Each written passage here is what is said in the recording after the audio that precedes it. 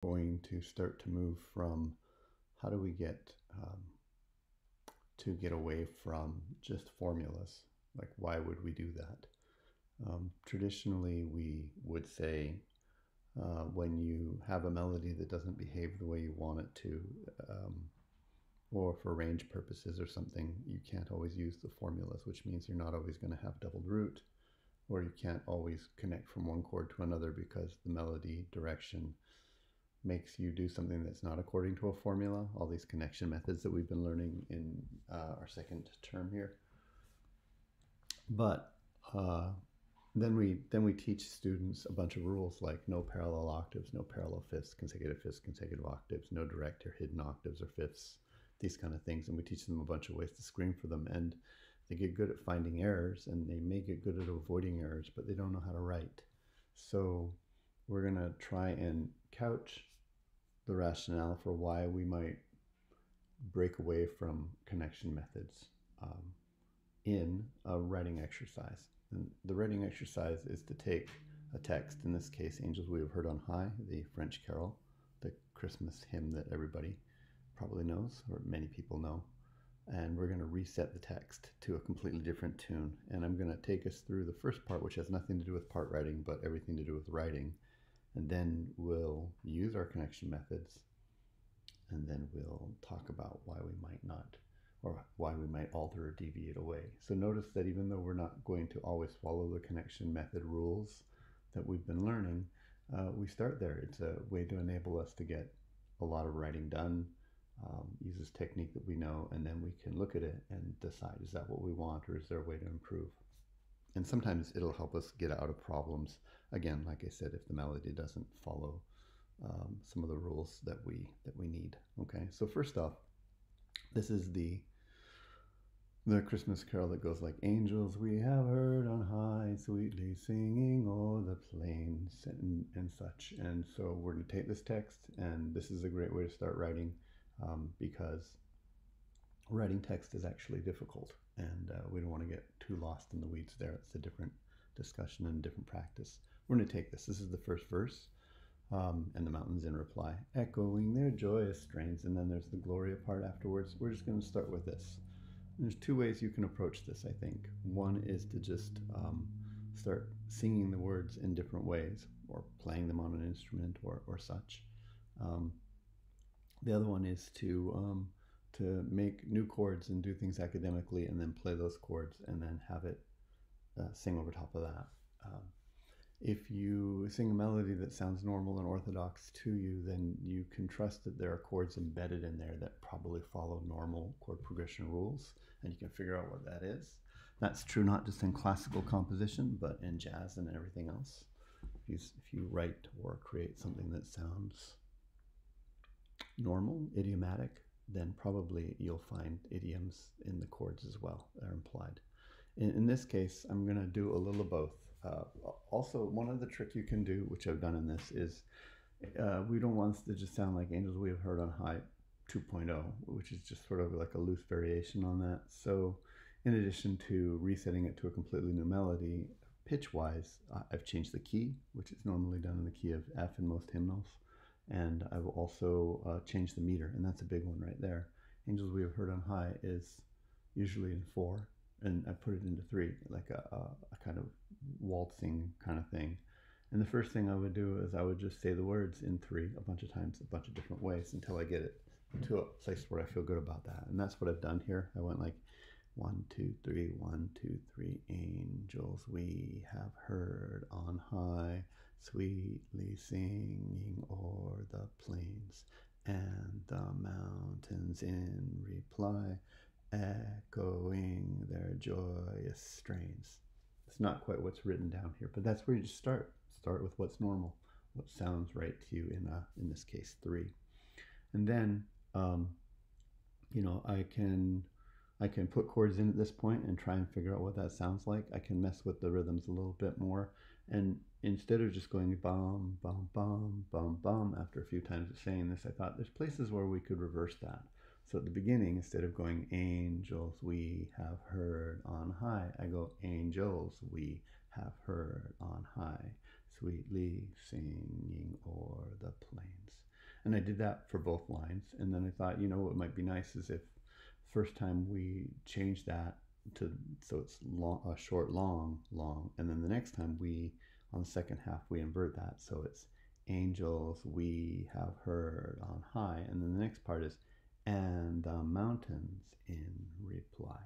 So you can see that the rhythm of the first two measures here and the first two measures there are reversed. Same thing here for sweetly singing or echoing their joyous strains. And there's some other reasons for that. Like I like the idea of making echoing, like they have the long sound at the beginning, right?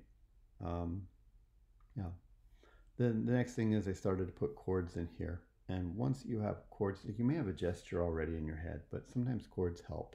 And so we're going to make this as a writing exercise as simple as possible. So I'm just going to lay in some chords that I thought about here. I'm going to put myself in the key of C instead of the key of F. That's probably C chord. And as I started to sing this, we know that we like to skip. You know, music is often either repeated notes, skips that make chords, and scales as well that outline chords as well. So I went C chord, which is my one chord, and C chord again. And then here, I know if I go, I probably want a half cadence here, so that's G, which means this is going to be like a D minor or maybe an F chord. But since, you know, and it could be like that. That's what it ended up being. I played it and kind of went like, okay, that works, right? And then when I started to play it, then it, you know, it's like, where's my, oh, I'm in lyrics and chords still. Let me get out of that. No. Okay. So then with the chord in the background, I was like, angels we have, and then it went up to da, da, da, my half cadence right there. Basically tonics, predominance, dominant, right? And then bum bum bum bum bum bum bum. This feels like another half cadence right there. And you know, like I said, I kind of planned it out ahead of time to think like this. So I'm back to my one chord, and then this is going to be predominance again. Is this a D chord? Is it an F chord? I don't know. We'll just leave that like that. It could be either, right? And then I realized that what I have going on here is probably what, you know, we're using all our technique from class. We're trying to use everything so that we can see how they interact, how they work, and we can use them to get value out of our studying. And I thought this feels like two half cadences, which made me think that the next half of this would be like, this is the question, what we call the antecedent, and this would be the consequent, or the answer. I have a double period here. I have a first section with two phrases. I'm going to have a second section with two phrases. It's going to be parallel because you can see that they have the same kind of architecture of line, right? So this relates to this. And then this cadence here has to be less conclusive than this cadence here. So if you're a student, this should be, you should be like, oh, I get it, because we've been studying this. You just had midterms on them, those kind of things. And if you're coming to this new, well, you know, you can go back and look at some of those other videos, but double period is a question section, right? It's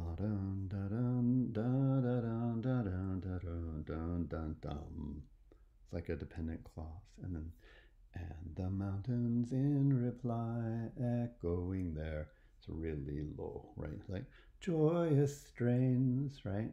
Finished right there. So we know this is going to be a C chord, right? This is probably going to be a G chord or a G7 chord or something like that. Right there, this is going to be my C chord again.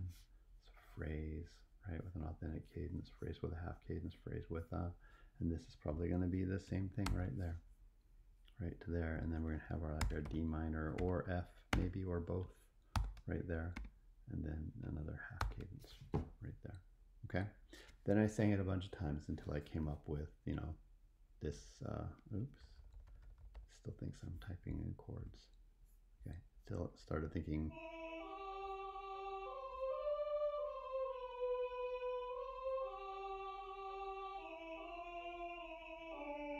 And then, and the mountains in reply, echoing their joyous strains. Okay.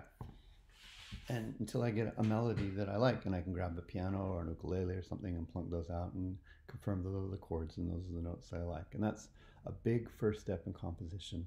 Again, I thieve the words, but it's part of the joy of this is to take something beloved and do, I wouldn't say 2.0, I just say another take on it, right? It's a very different song. It's in 3, it's in a different key.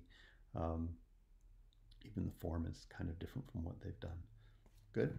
What do I do next? Well, I'm just going to go and write this out on a grand staff, and I'm going to just put the bass line in like this, right? And then once I have that in there, I can fill in the parts using methods. So I'm going to kick down here and show you what that looks like, right? So there's my melody still. Here's my C chords. There's my D minor chord, my F chord, my G chord, C chords. This looks like another D minor chord. This looks like still the D minor chord, but these look like they're coming down. Looks like an F chord with a passing note, okay, to the G right there. Then C chord, D minor chord, F chord, that kind of thing. And then we come down and we go, looks like I didn't do G7 the whole time. When I figured this out, it's still a D minor chord predominant going to the dominant and then to the 1. And that's great. And play what it sounds like for you.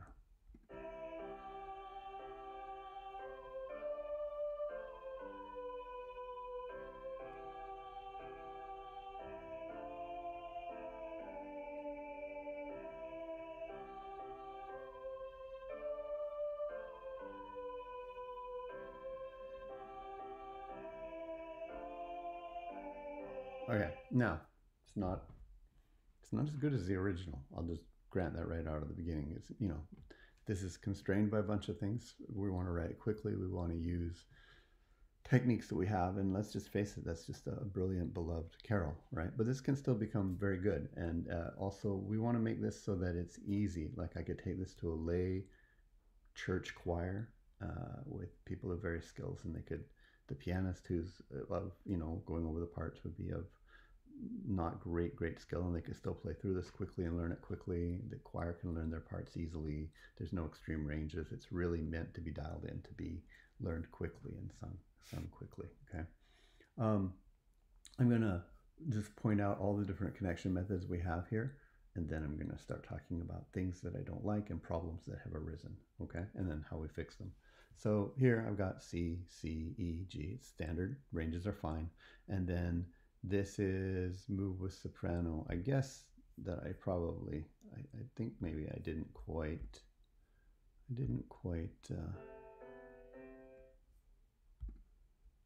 I have a more finished version of this, but I'm breaking this down in stages. I think I undid that first. But look, we have move with soprano, and then we have same thing, and then we have, this looks like it's going to be moved with soprano, but it's this probably should have come down here like this to be there. No, I don't know. Yeah, like this, and then this should have stayed here, like that. Okay. But when we get from here to here, from C to D, we're going to run into a problem, which is that because the melody goes C to D from a C to a D chord, we have parallel octaves, and we have parallel fifths here. Remember that the way that this is supposed to work is it's supposed to be everything moves off of the bass step, but this is moving up. It's the melody that's non-negotiable, so we're going to have to fix that there. Okay, here is common tone, which seems to work fine. Root to root, common tones hold over, it moves by step. This here looks to be not the common, or again, same thing, step up. These guys move in opposite direction. So this is the model that we wanted for here, but the melody didn't do that. From here to here, it's common tone, root to root, common tone holds over to move by step in the same direction. And then we're moving with soprano, kind of. There's stuff going on here, okay? I'm just gonna revise this to what I think it should probably be, and I'll explain some reasons why. First off, I don't want to have, because this is actually going to go faster, it's going to be like, angels we have heard on high. And I don't want at the very beginning everybody to have to get their pitch and then jump up right away. And also, yeah, so I'm just going to set this up in a non-standard way. I think what I probably want to do is that right there, right? I'm just going to take this and delete it, shift delete, there I'm going to have the altos start on the melody note, and they're going to stay there. You're going to have the tenors pre-start up here as well. I think the spacing is better. Like, you can check these things, you know. Angels, angels, and then angels and angels. These all fit better. This is a very standard gambit where you don't have all four voices of the chord, illustrating all parts. If it's going to go up like this, you just start the altos on the same note and they split out. Putting the tenors a little higher gives them a little more comfort just repeating a note quickly as opposed to jumping up. It's also in a nice range for them. Okay. From here to here, I guess we could do this contra motion voice exchange, but I'm just going to leave these guys here. And let me try and explain the rationale behind this. Whenever I can keep one voice the same or very close, especially at faster tempos, it's better. A smoother line generally tends to sing better, especially at the faster tempo, so you're not jumping up and down and things like this. It also eliminates, if I stay on the C right here, going parallel fifths into my D chord from the G to the A and the C to the D. We don't want that. So smoothing the line out leaves it in a nice range for the tenors, baritone tenors. Makes it easier to sing because it's smoother. It eliminates a voice leading problem, okay? I am going to still give the altos, I think, up here like this. I mean, I guess we could leave them there and it would be fine. But everybody else, sorry, only the sopranos have been able to move. And so I think I'm just going to do this like that. It doesn't cause or avoid any problems. We don't have a third for a second, but we just sang the third, so it's still in our ear. But then our altos get to go mi, mi, mi, so, fa, fa, re, as opposed to mi, mi, mi, mi, fa, fa, re. It's just giving them a little more interest, and it also supports the sopranos as they kick up to, you know, have a little somebody else moving along with them right there. And these are all small judgments. They're value judgments, but they're musical ones that I look at and go either through experience of singing and writing or just rational thinking about, like, are we putting people to sleep? Are they enjoying their line? Is it, you know, generally better lines that are easily sung but also have interest are more interesting for the singers to sing, so they pay attention, they do a nicer job, they can get into their own melody, so to speak. And then here we still have our parallel octave problems right here with the C going to the D and the C going to the D right there. And this is where we would invert the chord. And what that means is that the chord's not going to be in root position. It's going to be in first inversion. That avoids this. Now our doubling is different. We don't have double Ds right there. We have a single D and then 2/3 and then an A. But there's no, it gets us out of a part writing voice leading problem of parallel octaves. This is pretty normal to go like or do, do, do, do, fa, fa, so. It's fine, right? Okay, and I think this is good. There's only one other thing that I might do, which is I might take the basses and move them up here. Everybody else is being pretty static through here. It'd be a nice place to move the basses up and invert them there. So it'd be like do, do, mi, mi, fa, fa, so. And yeah, I mean, that would be a legitimate thing to do. I think in an early draft of this, when I was just doing a revision, I just did that everywhere. What I think I'm going to do is I'm going to save that for down here so that the second time we sing through, it sounds a little bit different and a little bit dynamic. Yeah, I think that's what we're going to do, right? We're going to revoice the inner lines a little bit so that you know, it sounds the same, the chords are kind of the same, but it has a little more interest. It's not super difficult to do, but the players will have something, the singers will have something slightly different to do. Okay, so that's good, I think. But note to myself, this is going to happen down here where I bring that up there. Secondly, as I look at this line right here, I just think the tenors are too low, right? We don't want them there. I think we will perform not move with soprano, but contra motion voice exchange to get them back up there like that. And honestly, I don't think I'm going to move them down to the G right there. I think I keep them there like that, right? It's a stable chord. Nothing's changing here. So we can go like, let's see. Angels we have heard on high, sweetly singing o'er the plain. We get up to that singing note for them. It's what they're used to. We get to do the leap this time because, you know, we're coming off of this note to begin with, and this is now familiar in our ears from before. I think it's fine, right? And then they can come down and we can just leave them there, but then we'll move to this voicing right here. And again, I think we're just going to go up to there.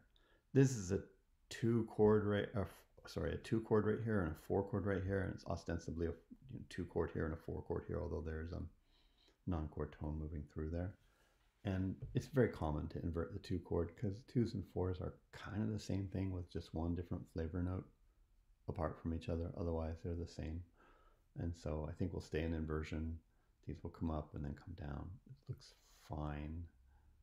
Again, there's no issues of parallel fifths or octaves, consecutive fifths or octaves, hidden direct octaves and fifths. The doubling's all fine, spacing's all fine. And it's fun to have these guys parallel a bit in thirds like that right there. So, and I think that sounds pretty good. Yeah, I'm going to turn this up just a bit. Right.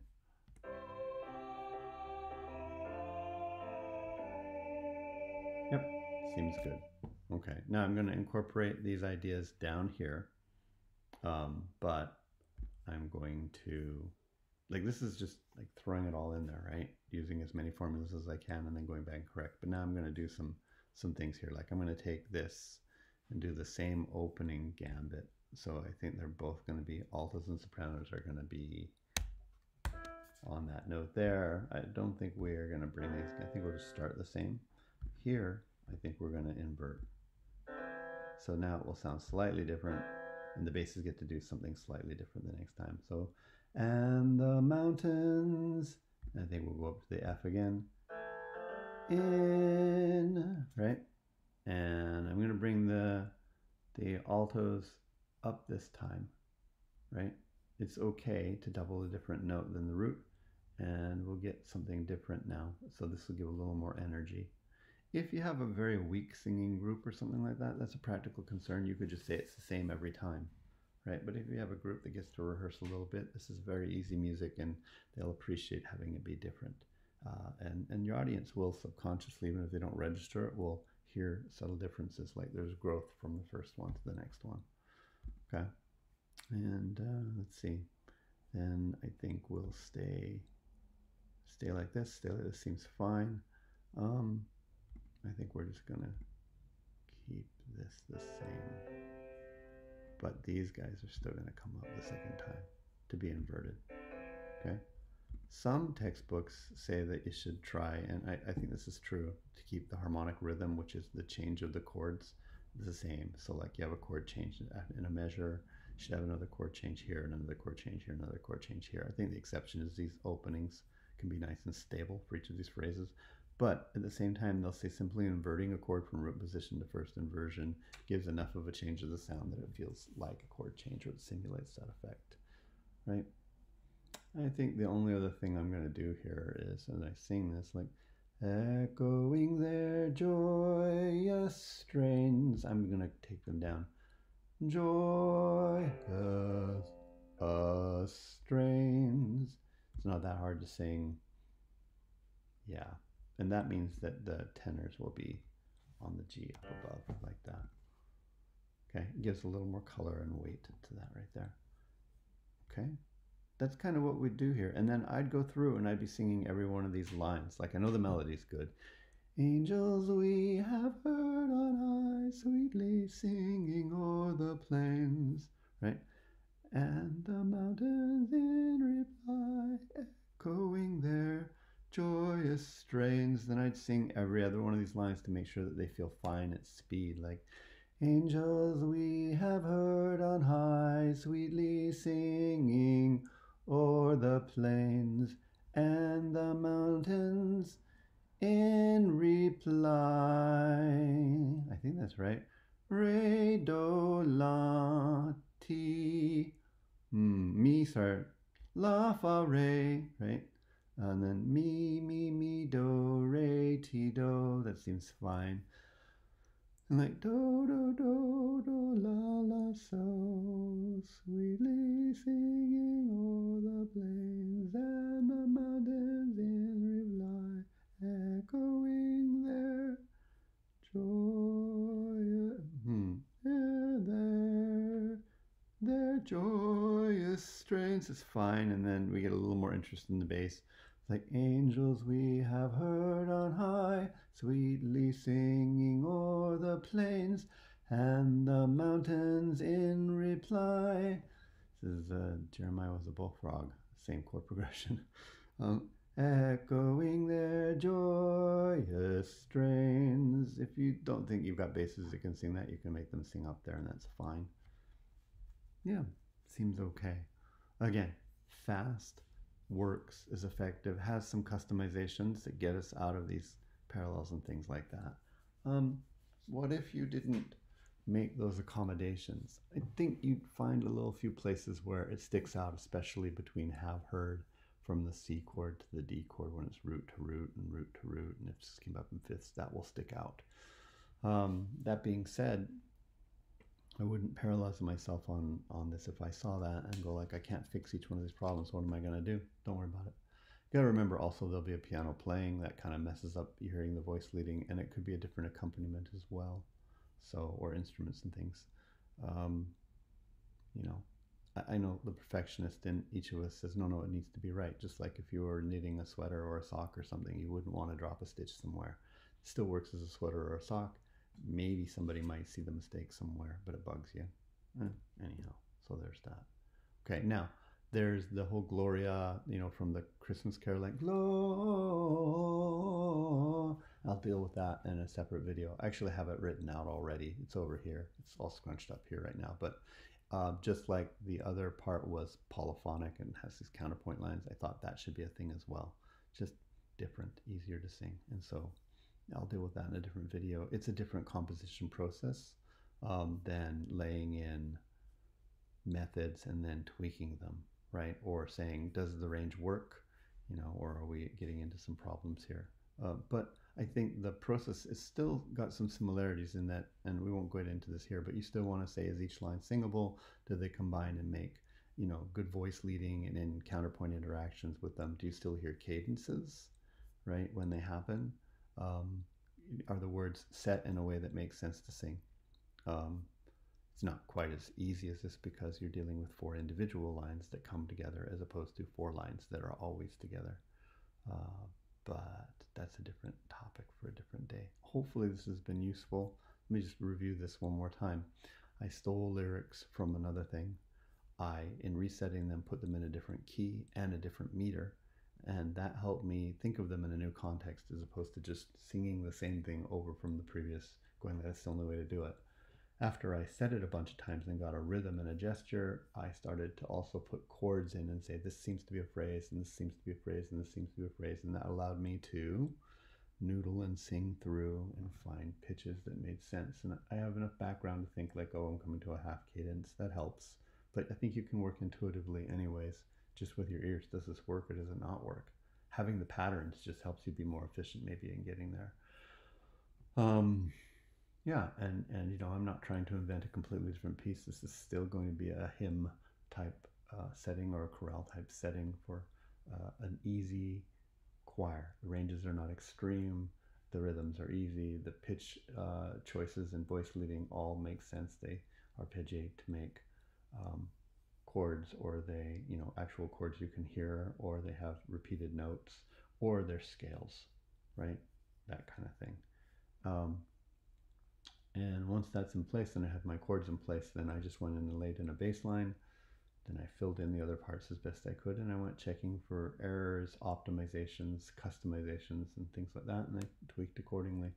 Again, having a better singable line in a nice range for people that's not, especially at faster tempos, is way better than following formulas. And, best example is if you go check out a hymnal, you'll find so many hymns start like this where the melody goes up and you go, where's the alto? Why isn't it down here? And why isn't the tenor lower? And it's because they just recognize starting in a better range and starting at the beginning with kind of a smooth line is better than having every note there and then having to jump. And then you kind of use that as you go along. You do not need to alter for the second half.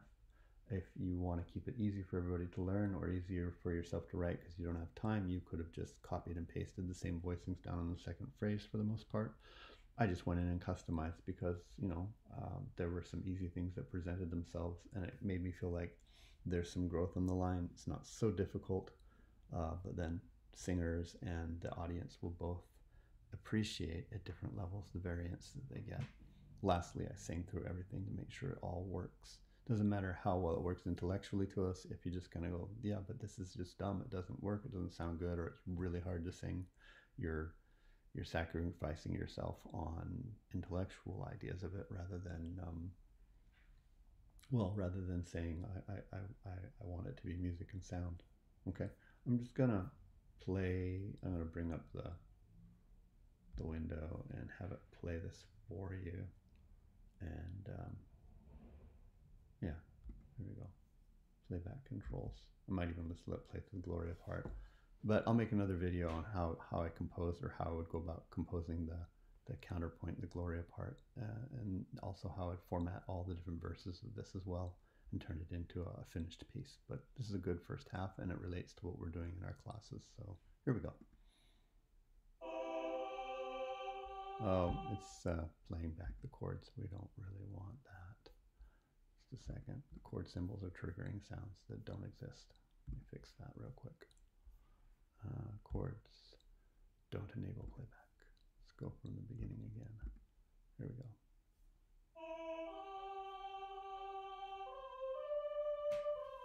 And it'll go faster than this, but this way you can track, right?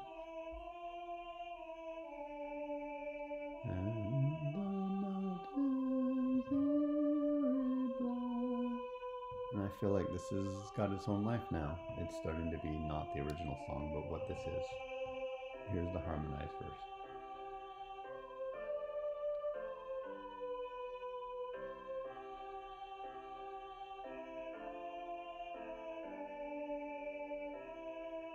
And I'll just let it play through the Gloria. I'm not sure this is the finished incarnation of it, and it'll be all scrunched up on the screen, but you can get an idea of it.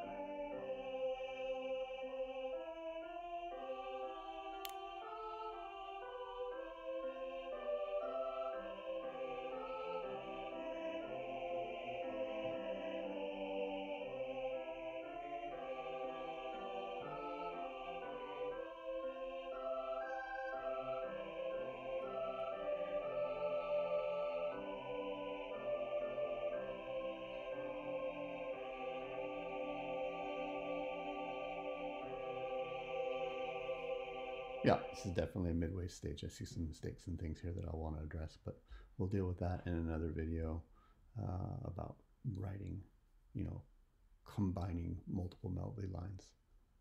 Okay, that's it for today.